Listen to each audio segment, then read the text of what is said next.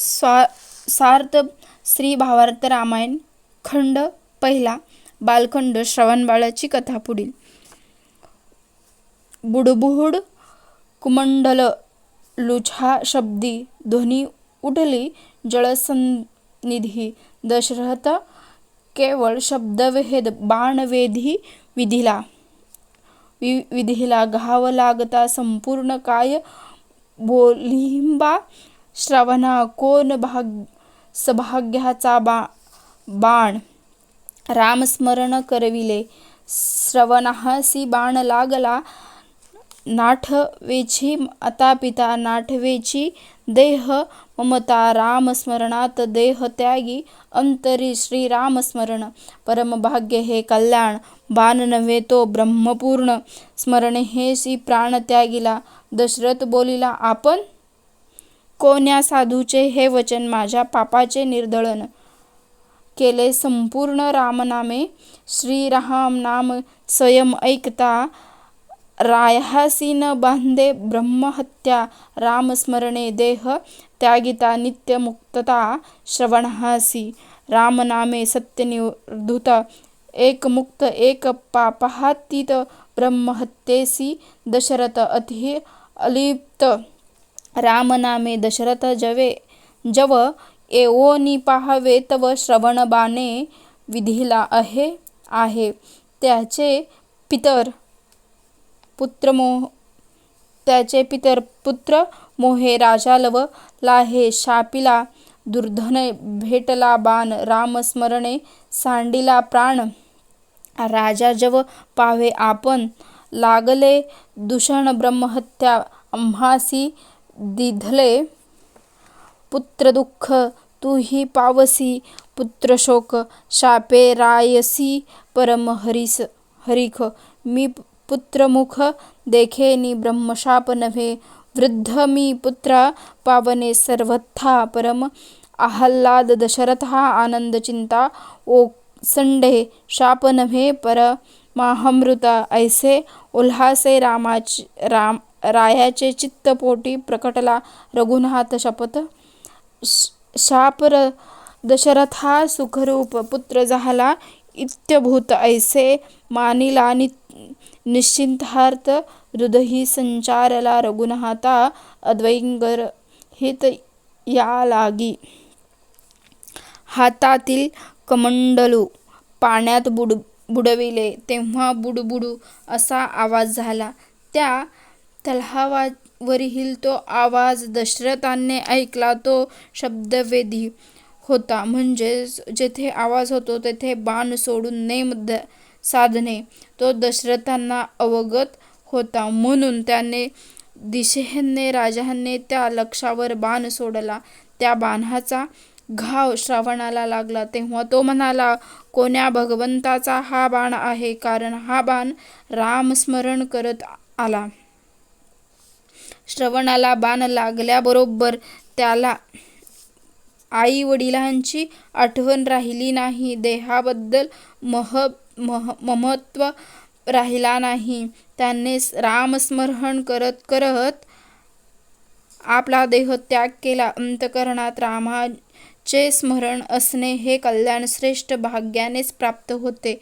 तो नामस्मरण करीत आलेला बाण नसून तो साक्षात पूर्ण ब्रह्म आहे असे मानून राम राम म्हणत श्रावणाने प्राणत्याग केला. अंतकाळी ज्याच्या नाम आले मुखा तुका म्हणे सुख पारी नाही तुका म्हणे तो रामस्मरण ऐकून राजा दशरथ मनात म्हणतो अरे कोणत्या साधूचे हे वचन आहे ज्या वचनाने माझ्या पापाचे दहन झाले.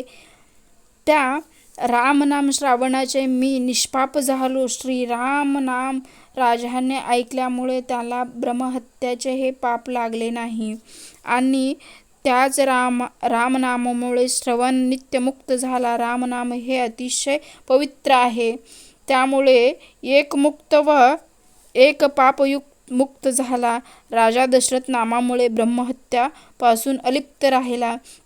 राजा झाडावरून खाली आला व येऊन पाहिले तर श्रवण आपल्या बाणाने गतप्राण झाला आहे. आपल्या पुत्राच्या अनावर शोकाने व पुत्र मोहामुळे व ब्राह्मणपती पत्नीने राजाला लगेच शाप दिले. श्रावणाला राजाचा बाण जोरात भेदला.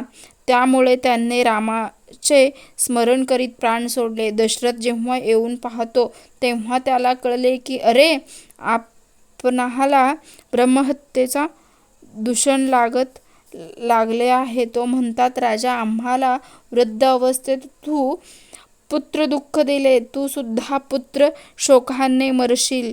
या शापाने राजाला अतिशय आनंद झाला, कारण या शापामुळे मला पुत्रमुख पाहण्यास मिळेल. कारण ब्राह्मणाचा शाप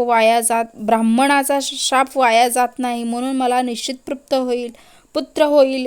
त्यामुळे दशरथाला अतिशय आनंद झाला व तो आनंद ओसंडून वाहू लागला. शाप नसून हे परमामृत आहे. माझ्या पोटी राम येईल म्हणून राजाचे चित्त आल्हासी झाले, कारण शापच त्याला सुखकर झाला. मला पुत्र झाल्याचे असा निश्चय दशरथाने केले. तेव्हाही राजाच्या हृदयी रामाचा संचार झाला व तो दुःखरहित झाला.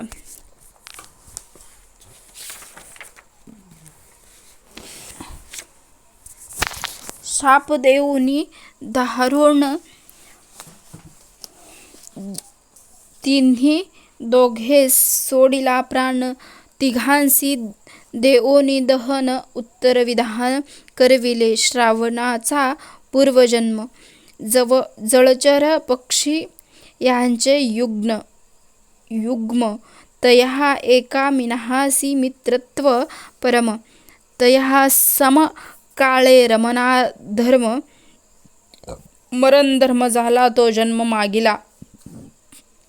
आटता देखोनी सरोवर. शीतळ निशेये चंचुभरा. धरोनिया तया मकरा. आघाद निरहा स्नेहे नेतू तव. म्हागी वनतो नवखंड.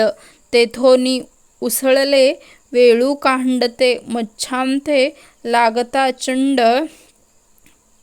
पडिला दुखंड धरणीये. तेने दुःखे गृधी दोघो देहे वोपिला.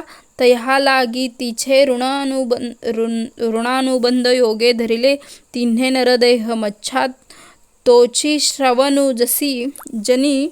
पक्षी येते जनक जननी. ऐके व सनी निमहाले तिन्ही.